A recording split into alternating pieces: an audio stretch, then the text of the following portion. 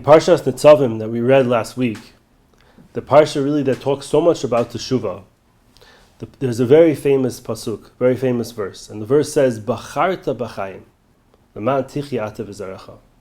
There's many commentaries that talk about these words. I'd like to quickly just share with you two ideas on this pasuk, "Bacharta b'chaim." The first is from the Chidushei Harim.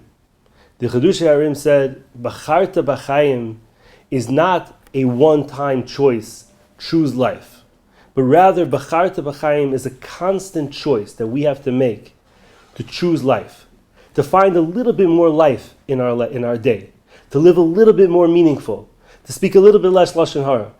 Bacharta b'chaim, choose life, is a constant choice that we have to make. I'd like to also share with you an idea from Rav Moshe Feinstein. Rav Moshe Feinstein, the great sage of the 20th century, great halachic authority, great sage, he said, Bacharta b'chaim means you focus on the end of the verse. It says, Bacharta b'chaim, choose life, leman tichya ata v'zarecha, so your children and grandchildren will also live.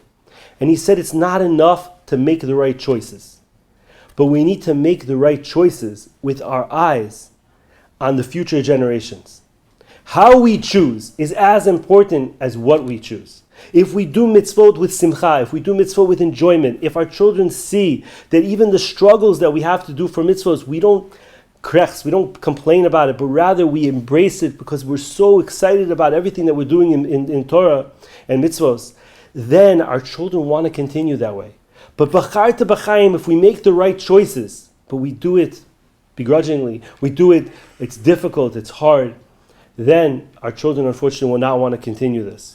For Moshe Feinstein witnessed this in the Lower East Side of Manhattan for the decades that he lived there, where he saw countless thousands of people who were sacrificed for Torah, who gave up their jobs because in those days businesses were open on Saturday, and if you didn't come to work on Saturday, you didn't come to work on Monday. And they gave up their jobs for Shabbos, and yet their own children in droves left Judaism.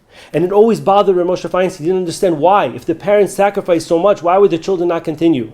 And he pointed out on this pasuk, and he said, because Bacharta b'chaim, they made the right choices, but they came home Friday night and they said, oh, it's so difficult to be a Jew. And the children said, Dad, I respect you so much, but why do I need this difficult life? But he said, had they made a different way, had they come home and put on their smile and said, I lost my job this week, but it was worth it for you guys, it was worth it for our Torah, it's worth it for our tradition, and sang and danced around the table, then the children would have wanted to continue it. So B'ezrat Hashem, this year, not only should we make the right choices, but we should make the right choices with an eye on the future generations, on our relatives and family members around us, that they should also want to continue to make the right choices. Shana Tova.